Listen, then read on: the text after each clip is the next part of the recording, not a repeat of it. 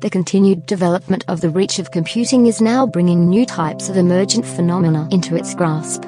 We are entering a new era in which human activity will be transformed by the ongoing developments between data, algorithms, and people. This formula will change the way we learn, create knowledge, and communicate with each other. We are creating a platform in which our computing systems can develop, learn, and evolve to provide emergent behavior out of the interactions between data and users. Our first demonstration of this approach is a project called Assembly, in which an algorithmic basis of evolutionary processes has been created.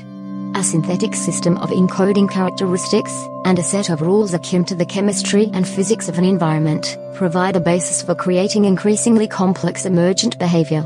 However, these genetic and environmental conditions are abstractions of an underlying scheme which can be applied to varied types of data.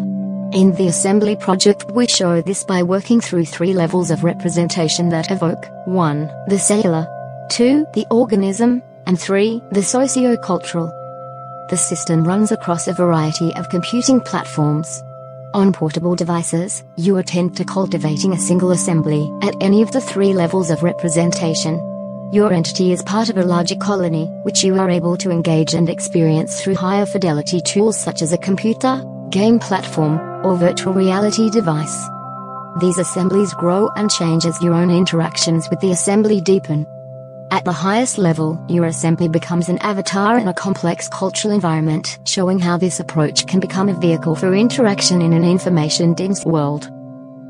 Through this work, we are building a systematic approach for nurturing computational entities to have increasing agency in their context.